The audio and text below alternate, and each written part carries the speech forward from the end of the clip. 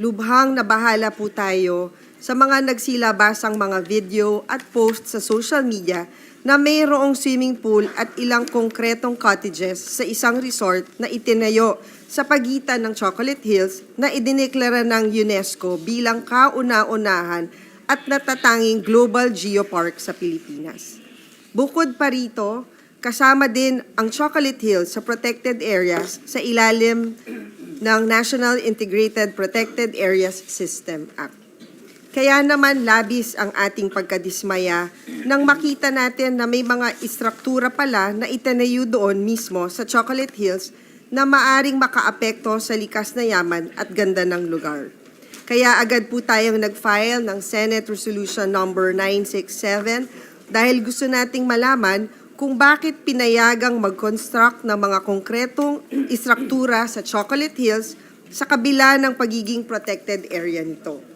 Umaasa po tayo na sa hearing na ito, magkakaroon tayo ng sagot mula sa DNR, PAMB, BEMO, PENRO at LGUs at maipaliwanag nila kung bakit nagkaroon ng construction at nabigyan ng permit ang mga resorts kahit na protected ang status ng Chocolate Hills. Ang DNR, ang ahensya ng gobyerno na natasang pangalagaan at bantayan ng ating kalikasan. But because of recent events, lumilitaw na ang DNR ay isang ahensya na matatawag kong bantay sa lakay, turo-turo style. Bakit po turo-turo style? Nagtuturoan. Kapag kami po ay tumawag sa DNR para mag-usisa, mag-imbestiga tungkol sa mga illegal structures, tungkol sa mga paglapastangan sa ating mga kalikasan, nagtuturoan. Ito pa po ang pinakamasakit at nakaka-insulto. Ito pong DNR Freedom Information Manual, hindi ko alam kung kailan nilabas ito, na kung saan ipinagbabawal ang DNR na magbigay ng impormasyon tungkol sa mga nag-a-apply ng ECC at mining. God damn. Is this of national security concern?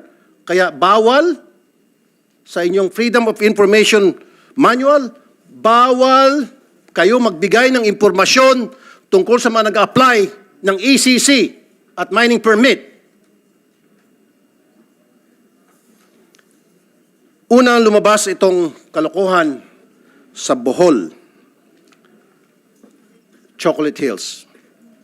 After my exposure, nakatanggap ako ng maraming sumbong tungkol sa paglalapastangan naman ng kalikasan sa Digos, Davao. 97 na mga structures na naitayo doon. Out of those 97, there are few na na-issuean ng ECC. But marami doon ang hindi pa. At patuloy pa rin nagpapatayo ng struktura. At nang tumawag po kami kung anong gagawing hakbang ng DNR, we were told, bigyan daw ng 2 years palugit para pagdesisyonan nila kung isasara ba ang dapat isara o hindi isara ang dapat hindi isara. Again, hindi ho ba kabalastugan na naman yan? Now, meron naman po ako natanggap na sumbong. Sa Bohol pa rin. Ito po ang isang shipyard na kung saan 19 hectares po na mangroves ang sinira para mapagpatayo ng shipyard doon. Now, alam ko na ipinagbabawal ang pagputol ng mangroves. Base po sa Republic Act noong 1990. Pero bakit po pinayagan ang pagpapatayo ng isang shipyard sa Bohol? Bakit po nabigyan ito ng ECC? Ngayon, magkaharap-harap tayo. Sana wag ho kayo magturuan. Dahil it will be an insult to us here, Senators, na in front of us, magtuturuan pa rin kayo. And I'm happy na nandito Secretary Yulo Loizaga, na I'm sure yung mga katanungan ko namin tungkol sa paglapastangan sa ating kalikasan ay masasagot ng maayos. Black sand mining sa Zambales. Nung last budget hearing, Secretary Lizaga, na pag-usapan natin to. And you did promise na you look into it or better off, ipapahinto yun. Anak ng dagat. Sana ba? Tuloy-tuloy pa rin ang paglapastangan sa ating black sand sa Zambales. Ito pang masaklap. Libre na nga ang pagmina nila ng black sand doon, karamihan ay from China, and then ibinebenta pabalik sa ating gobyerno. Anong klaseng kabalastugan po yan? We now acknowledge Secretary Loizaga, because he asked that she be dismissed earlier, so we will give her a chance to say her piece before we start the question and answer. Thank you. Thank you very much, Madam Chair. Honorable Senator Cynthia A. Villar, Honorable Maria Lourdes Nancy Binay, Honorable Senator Ronald Bato de la Rosa, Honorable Senator Rafi Tulfo, Honorable Senator Robin Padilla. Good morning. Honorable members of the Committee on Environment and Natural Resources and Climate Change and the Committee on Local Government. Colleagues in the DNR and co-workers in government, good morning. May I respectfully begin by thanking the two committees for initiating this public hearing to shed light on the reported exploitation and defacement of certain protected areas. This was highlighted by the recent discovery of a resort structure within the Chocolate Hills Natural Monument, a 13,994.95 hectare protected area and recognized UNESCO Global Geopark. Today's inquiry in aid of legislation into the status of and reported illegal structures within the protected areas is a testament to Congress's unwavering commitment to conservation and environmental stewardship, recognizing the critical importance of protecting and maintaining the natural, biological, and physical diversities of our environments, most notably within our protected areas. These protected areas serve as vital sanctuaries that support the web of life that consists of unique diversity of biological life and the land, air, and water that sustains them. These invaluable terrestrial, coastal, and marine ecosystems not only serve as crucial habitats for endangered species, they provide essential ecosystem services for food, water, and energy security, and they embody the specific culture, spirit, and identities that constitute our nation. While the intersecting ecological, physical, and social geographies have different boundaries, ultimately the establishment of protected areas is legislative in nature. We respectfully recognize that these are therefore deeply in line with the authority of Congress to investigate and assess the effectiveness of the law in terms of existing protection and conservation measures in these areas, as well as to identify both old and new threats and propose and legislate amendments to the existing law to enhance this area's preservation. It was for this very same reason that Congress in 2018 passed Republic Act 11038, or the E-NIPAS Act, which increased the number of protected areas and provided strong conservation measures and penalties for its violations. However, in the past 4 years since its passing, the DNR has sought to implement its rules and regulations, contending with realities on the ground, including disasters and the pandemic. The E-NIPAS law has been tested against the context of rights that preceded its passing, the various national and local laws and formal and informal agreements that have altered the distinct landscapes and seascapes, the need for livelihoods and the support to the national economy, the challenges of inadequate budget, number of personnel with knowledge and capacity, as well as powerful influences and pressures, both benign and malignant. The Chocolate Hills was established as a protected area by RA 11038. It is a symbol of our national heritage, and this has become under scrutiny due to the construction of a resort facility that may have overstepped, in fact, legal and environmental boundaries. The Chocolate Hills are not only a figure of our nation's natural beauty, but also proof of our commitment to conservation. The presence of the resort facility undermines these values and threatens the integrity of the natural monument. Unfortunately, we believe our investigations will yield even more human-induced impacts on this fragile geological system. Our initial investigation has revealed that Captain's Peak Resort appears to be a titled property among the vast alienable and disposable areas within the area. Not only is there one title or two, we have discovered there is a third title involved. Its construction and operations are without the necessary environmental compliance certificate, a clear violation of the NIPAS Act and the Protected Area Management Board resolutions that have been issued. The DNR is also investigating various environmental violations, including those related to the Clean Water Act. On March 14, 2024, our regional offices have issued an indefinite cease and desist order against Captain's Peak Resort. Because of this, however, it has the effect of loss of livelihood. We have also facilitated the enrollment of the displaced employees of Captain's Peak into the Doles Tupad program in order to tide them over in the meantime while this process is undergoing. This is a process, together with Dole, that we hope to be able to replicate in other situations where there will be displacement. These actions and the continuing investigation of the PA demonstrate our commitment to enforcing environmental laws and preserving the integrity of the Chocolate Hills Monument. To date, there are 248 protected areas, as mentioned earlier by Madam Chair. These cover 7.4 million hectares.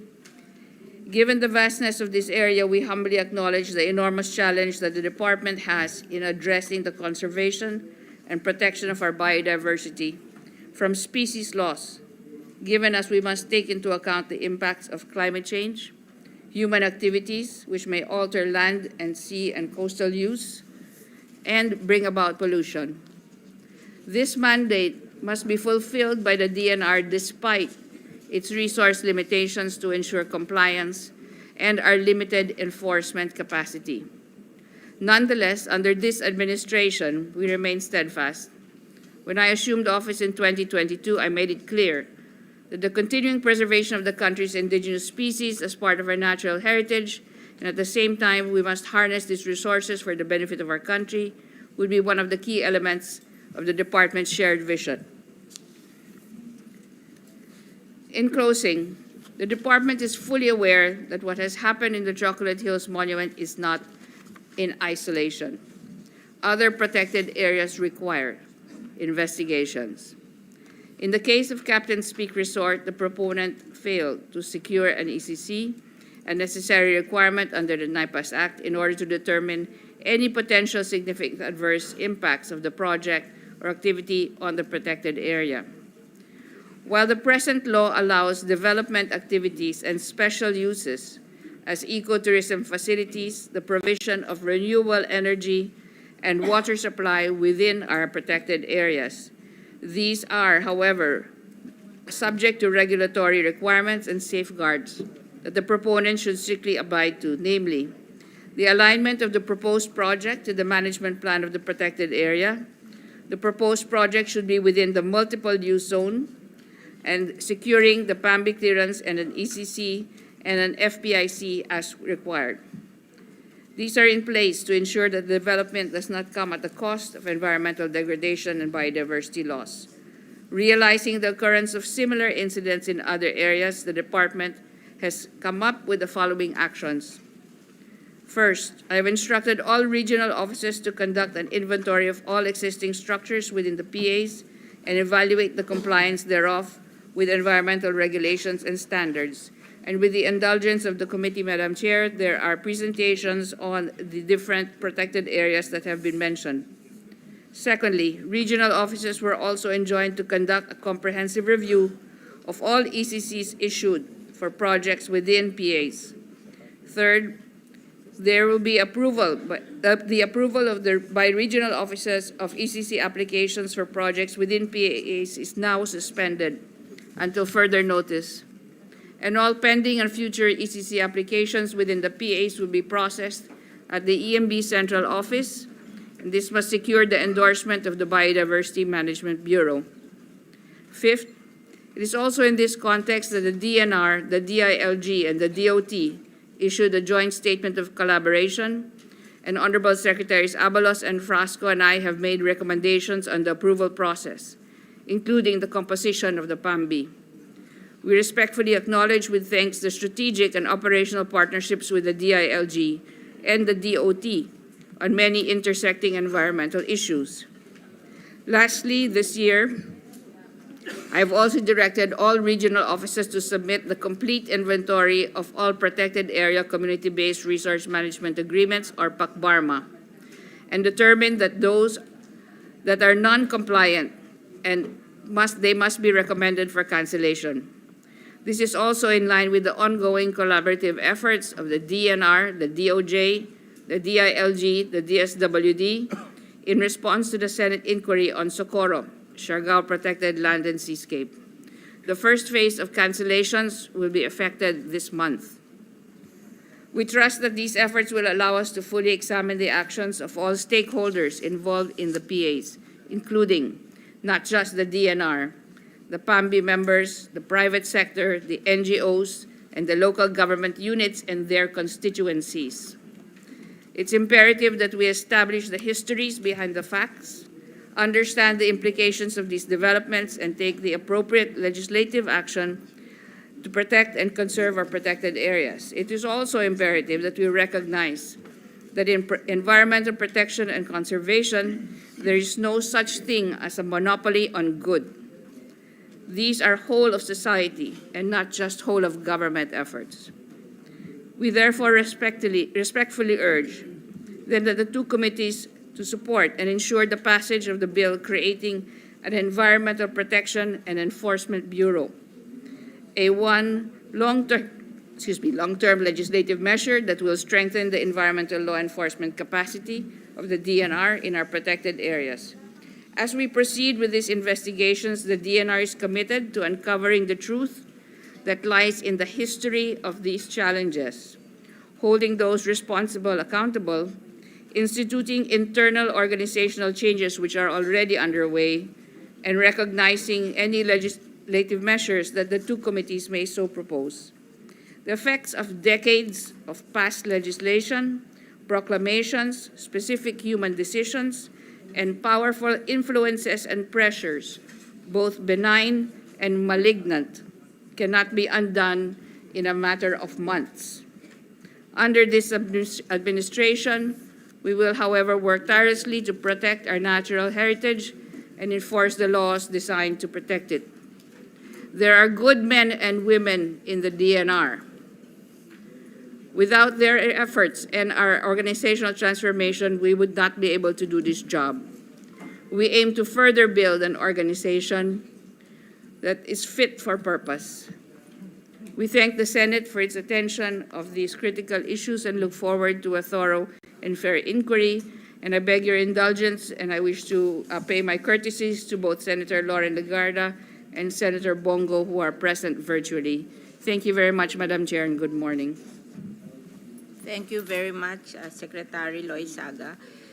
First of all, we want you to give a copy to the committee of what the DNR have issued recently with regards to the protection, Yes, what you have mentioned Yes, in your Madam Chair. speech. And I just want to ask you one question. Is the Masungi contract, which is endless, di ba? No time frame, is that valid? Thank you, Madam Chair. I will turn over to our legal department, the head of legal, Yusek June Adobo. This is a matter of legal question, Yeah. and we are aware of the circumstances that surrounded the signing of this contract. And we do have an opinion from the DOJ at this moment that actually says that it is unconstitutional. If I may turn over to Yusek June Adobo. Thank you, Madam Chair. Thank you, Madam Chair, with the permission of the Secretary. So already said, our position, finding that the contract, that the MOA is infirm, illegal, was also sustained by DOJ. So it is, Madam Chair. So what are you going to do? We are in the process of canceling we recommended actually the cancellation of the MOA. Madam Chair, the legal grounds for the cancellation are what we are calling voidance ab initio, given the advice of the DOJ. What do you mean by that? From the very beginning, It is void from the very beginning, so it doesn't Oh, have so the so effect it doesn't exist. Ma'am. If it's void, It it doesn't doesn't exist. Oh, how As come they are still there? Madam Chair, if I may, there is a presentation that will recall the history of this place. Okay. And there will be, in fact, circumstances that will be revealed in that presentation that actually pertain to another entity called Blue Star Construction Company Okay. that is part of So, the history of the area. You have a general PowerPoint ng DNR that you want to present? Madam Chair, we will present the individual PowerPoints for each of the protected areas. So, So we can begin, Madam Chair, with your indulgence on the Chocolate Hills Okay. presentation. can Thank you you, ma'am. give us a copy of that PowerPoint? Yes, ma'am. The We will submit committee, So we everything. can watch it even if we're not in the hearing. Yes, Madam Chair. Madam Chair, will the Secretary be staying after the PowerPoint presentation or aalis na po ba siya? Be leaving at 12, di ba? Oh, so she will stay up to 12 noon. Okay. Thank you, Madam Chair.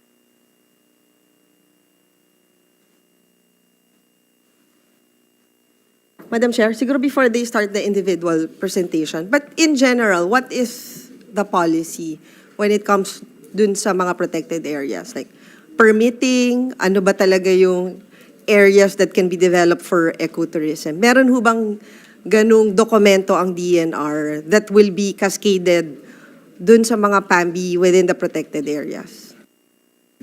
Thank you very much for that question, Madam Chair and Senator Binay. There is a policy construction, and the implementing rules and regulations of the INAIPAS are actually the guidance for the different practices and policies. There are in the protected areas multiple use zones and strict protection zones. However, there are also other rights that will need to be recognized if they preceded the enrollment in the INAIPAS list. In the case of Chocolate Hills, as you will see, Madam Chair, of the 13,900 or so hectares, about 13,500 are actually alienable and disposable prior to the enrollment of the Chocolate Hills in the INAIPAS list.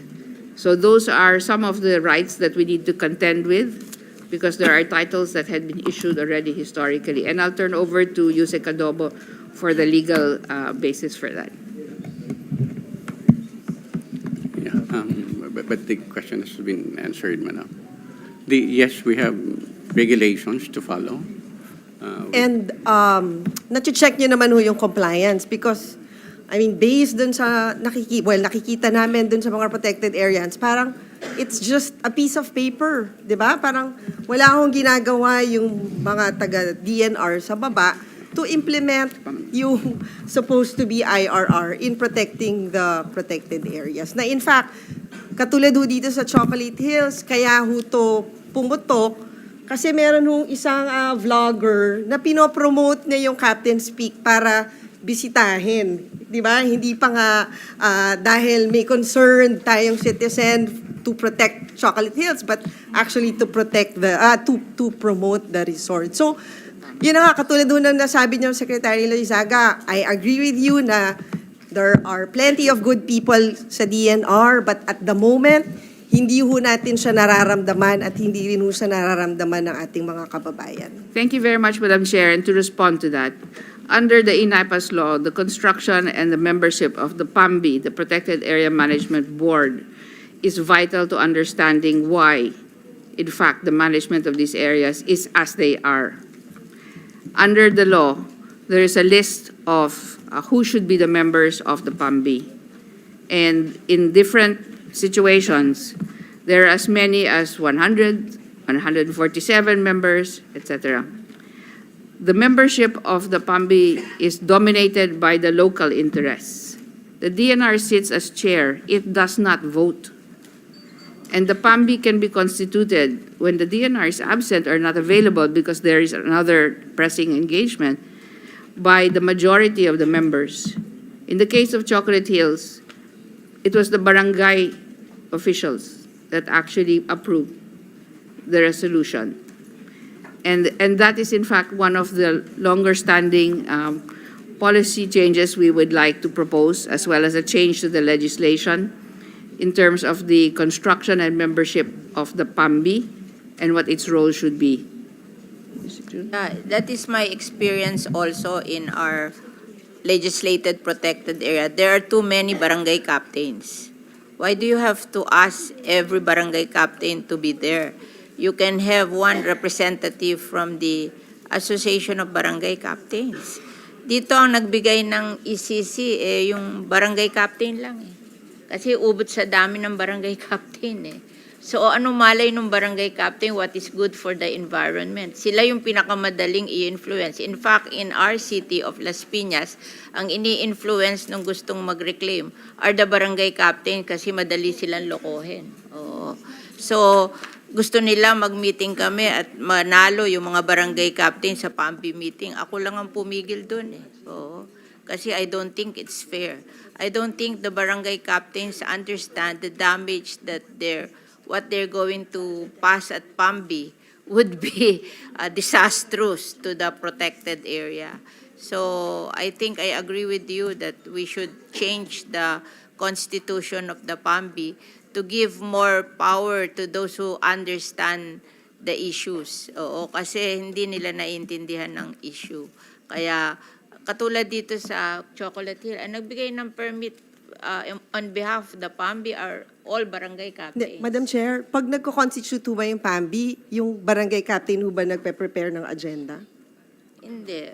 Who prepares the agenda? DNR. Yung PAMO po, no? The PAMO who- serves as the secretariat. Which The is part of the- secretariat is the DNR. So, hindi ho totoo yung sinasabi niya na walang alam yung DNR kasi you prepare the agenda. So, kung hindi kayo available, I mean, ano i-approve ni Kapitan kung hindi nyo gagawin yung agenda? Tsaka tingin ko, may alam yung DNR at tsaka local government, kaya ang approve na lang yung mga barangay captain para hindi sila masisi.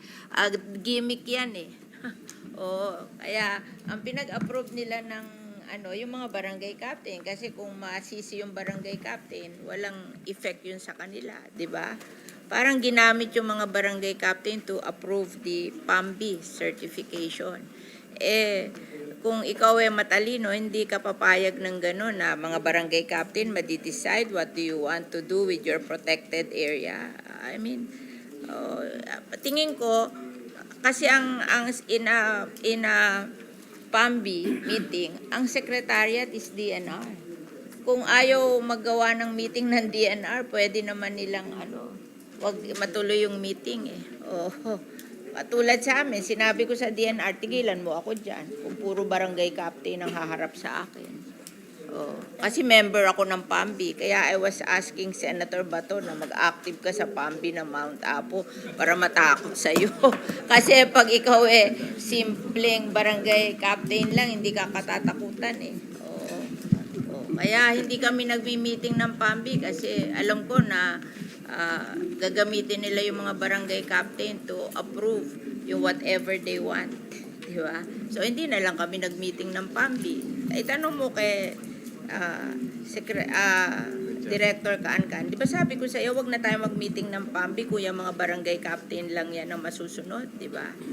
Imagine, i-outvote ang senator, congressman, ang lahat ng DNR, tsaka yung mga NGO, kasi ang dami-dami nila. Like if it's 30,000 hectares, gano'ng karaming barangay captain ang kasali?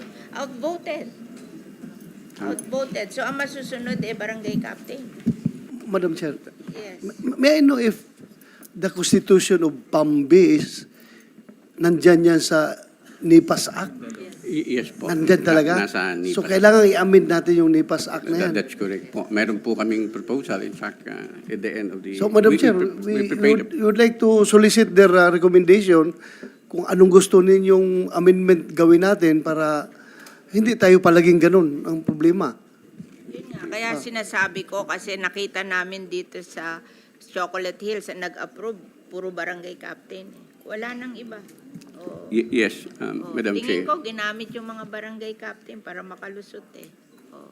As instructed by the committee, we also prepared our position paper.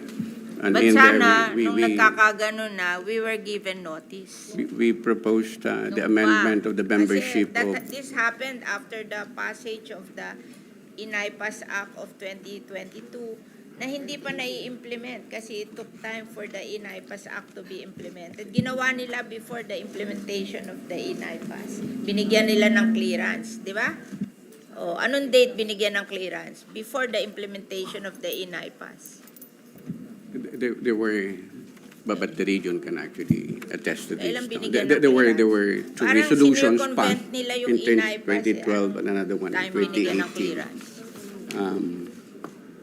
The Inay Pass was passed on June 22, 2018. But to answer the question, and then, of course, to give light to the query of Senator Binay, Madam Chair, it is not all the call Attorney, excuse me, of the PAMO. Madam Chair. Ganun mo yung microphone para marinig ka. Yeah, Ilapit sa bibig yan. Yes. Thank you, thank you. It is not all the call of the PAMO to initiate a meeting. Any member of the PAMB can call for a meeting when supported by the majority of its membership. A meeting can be had, an agenda can be tackled. Thank you, Madam Chair. And with the case of dun sa Chocolate Hills, who initiated the hearing? Yung barangay captain? The red of Region 7, by the authority of the Secretary, may answer the question. Yes, please answer. Yes, Madam Chair, good morning. It was the regular meeting, regular quarterly meeting. It is a scheduled meeting of the, Yeah. Called by the DNR? by the PAMO, yes. So any- so sila yung gumawa ng agenda. Tama po ba?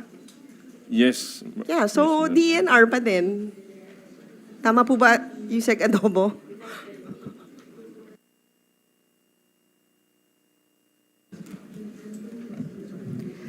Madam Chair, we were not there at obviously at the calling of the meeting. If I may. But the DNR is in existence when this happened, di ba? Yes. And not all of the DNR officer were appointed, political appointments. Merong meron kayo na na dati ng mga tawag dito? Career. Oo. So yung career ang pa-answerin mo dito.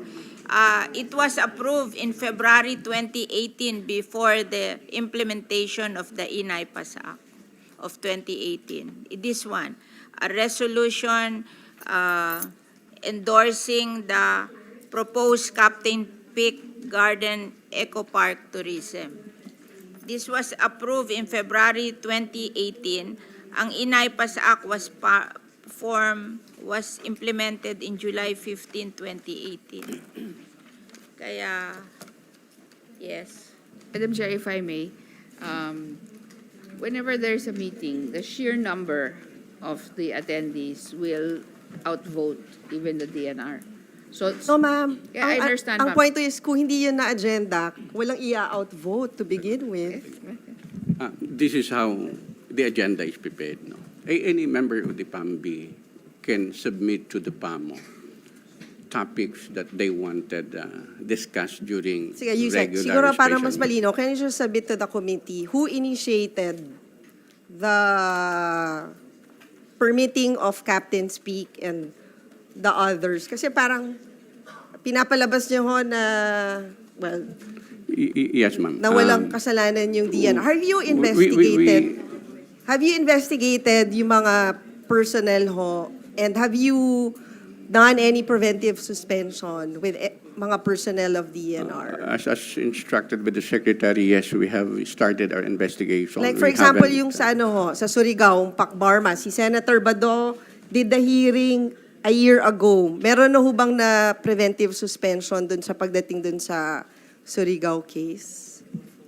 Madam Chair, the case in Socorro actually is part of an ongoing collaboration with the DOJ, the DILG, the DSWD, and the DNR. We are at a point where we're actually canceling the Pakbarma, and there are now a joint effort by DSWD, DILG, and DSWD, and DIG, and the DOT to actually try and correct the situation in Socorro.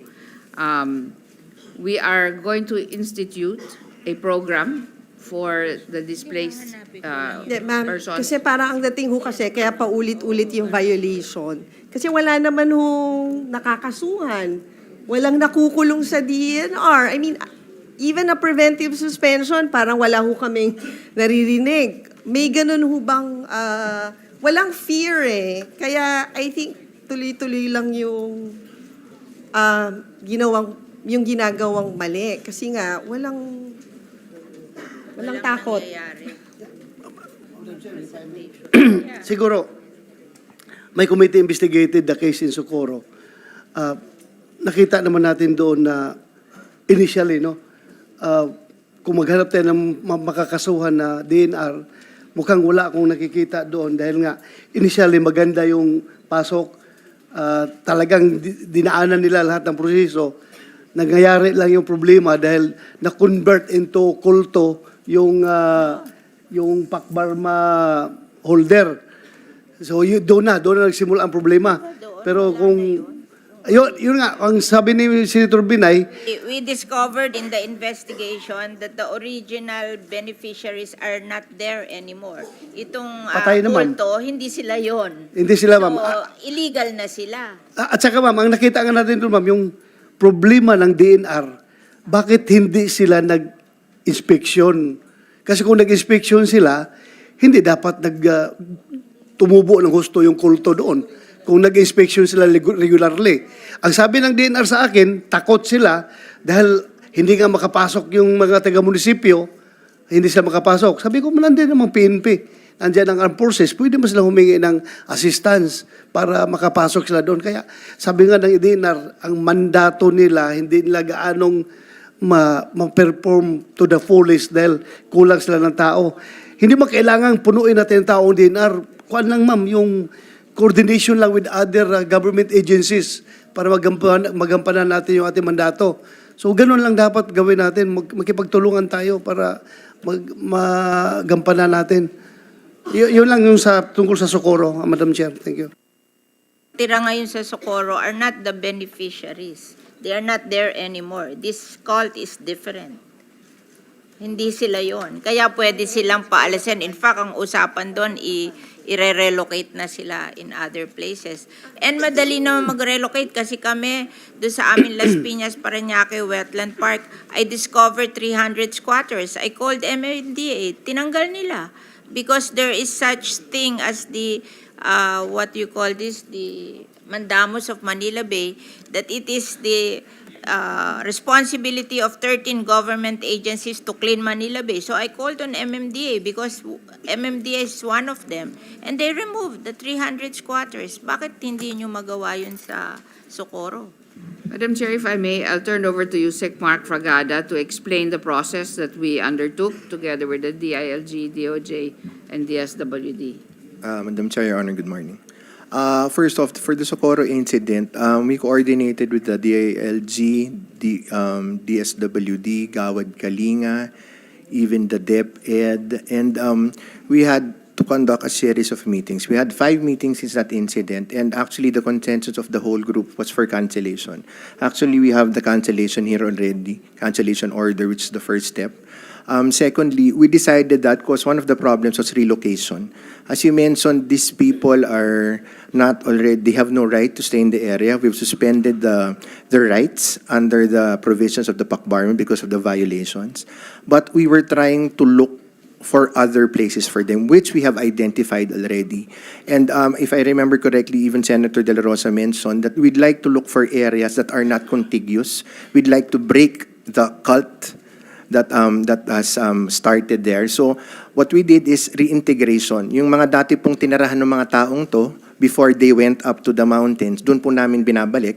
And a certain portion is relocated to we identified, I think, around 2 hectares, 2 to 3 hectares, where, pa,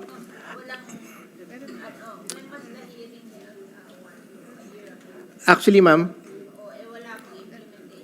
meron na po tayong area kasi nahirapan po talaga along with the coordination. Mag-relocate ng ISF. Kailangan desidido ka. Kasi Yes, ma'am. ako, I relocated thousands of ISF. Desidido ako, kaya I was able to do it. Pero kung hindi ka desidido, hindi ka magsasucceed. Yes, ma'am. I agree, ma'am. The role of the Because DNR... the rule of the, yung Lina law is suitable relocation. Basta may suitable relocation ka, they cannot refuse. Otherwise, gigibain mo sila eh. Kasi kung ayaw nila lumipat eh. Yes. Dapat i-implement yun. You're willing to take that step na pag ayaw nila, suitable relocation yan eh. Pag ayaw nila ng suitable relocation, then you have the right to bring them down, to demolish them. Kasi yun lang naman ang ruling of the law. Suitable relocation and or 2 months salary, which is 25,000 pesos or. So mamimili sila, gusto ba nilang lumipat sa suitable relocation o gusto nila yung pera. Otherwise, pag ayaw nila, kasi nangyari na yan sa amin eh, giniba ng DPWH, wala silang nagawa kasi talagang ganun ang Lina law eh. Suitable relocation or 2 months salary. Pag hindi ka desidido doon, walang mangyayari sa'yo. Puro salita tayo, walang mangyayari. Yes, Madam Chair. Actually, part of that group we discussed, which is the provincial government, which I think relocation is vested on them. The role of the DNR... NHA. The role of the DNR is to actually... Pag umasa ka sa provincial government, they are politicians. They don't want any relocation. Pag umasa, I never relied on the local government. Takot sila eh. Boto nila yun eh. So, dapat talaga NHA ang kausap mo and you have the, ano ka natatakot nyo eh? Hindi naman kayo elected officials. Ano ka natatakot nyo? Hindi elected official, matatakot. Sino gagawa nito? You cannot rely on the government, the provincial government, because they are elected official. Matatakot yan. Mawawalan sila ng boto. Dapat kayo gumawa niyan. Yes. Madam Chair, if I may, we already have identified a suitable area for the location. The funds for the housing and construction is already available. The psychological... You don't have to provide houses. You can transfer their houses there. Yung lalagyan ng bahay, kung merong funds ka to build houses, but if you don't have, you just transfer their houses there.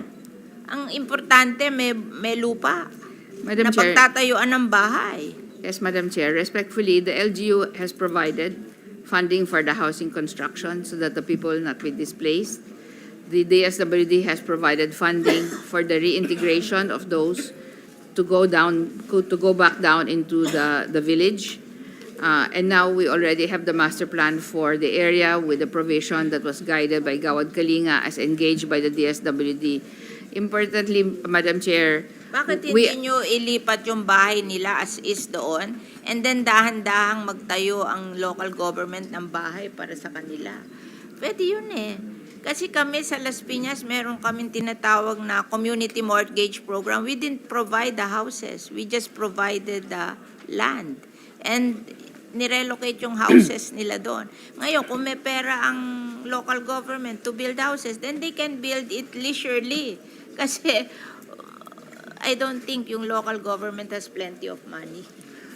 They can do it slowly. Madam Chair, if I may, in the case of Socorro, uh, in fairness to Governor Lyndon Barbers, talagang siya is aggressively nagmo-move siya talaga na ma-relocate na yung mga tao. In fact, siya ang nag-promise ng relocation site sa Kapundo, nagbigay na siya. So, siguro it's just a matter of time. Pag nag-issue na kayo ng cancellation ng Pakbarma, talagang full scale na yung paglipat ng mga tao. Kaya lang, yung nga lang, kuha natin, sana huwag natin kalimutan na itong mga tao na ito ay mga biktima lang rin ito sila sa kanilang faith.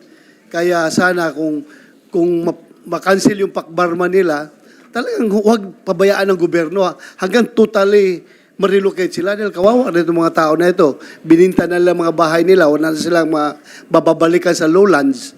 Kaya kung i-cancel ninyo, i-implement na yung closure order, sabi mo nga ma'am, whole of government approach para yung mga tao hindi kawawa. Thank you, Madam Chair. Hindi Thank- naman natin sila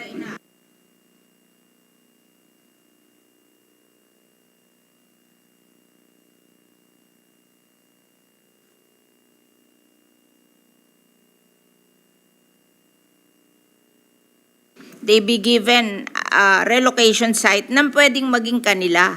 Kasi yung legislated protected area under the law cannot be yours. Kaya ako, I have no guilt. Like yung mga ISF sa amin nakatira on the easement of the river, it cannot be theirs. It's the easement of the river is government property. Miski patayin nila gobyerno, hindi nila pwedeng kunin yon. So kung bigyan sila ng relocation area somewhere where the land will be theirs, that's for their benefit, except that the poor people, sometimes they don't understand that. But you have to provide the brains, not it's better for them to be relocated in a land that can be theirs. Bakit nila ipagpipilitan ang sarili nila sa isang lupa na hindi magiging kanila forever? Oh, yun ang sinasabi ko sa kanila. It has to be explained to them that this is better for them. Katulad nung aming mga ISF. Ayaw pumunta, may bahay, may lupa. Tapos one land down payment, 700 ang hulog. Ano pa hahanapin mo na magkakasarili ka ng bahay? Tingin ko, upa nila doon sa lupa, 1.5 hindi 700. Ito, may sarili kang bahay at lupa. And at the same time, ayaw pumunta doon pag walang pera. Di binibigyan ko ng pera para pumunta na lang doon, para matapos ng away namin. Pag binigyan mo na ng pera, gusto na. Kasi mahilig sila na may cash silang dala. So, sa psychologize mo din sila kung ano gusto nila. Tingin ko, you have to give financial assistance in addition to the relocation area. And then, I think the local government or DNR or the DSWD can do that.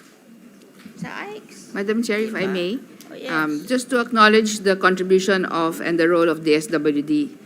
They have actually been able to convince some of those that were already up there to go back and reintegrate into the neighborhood.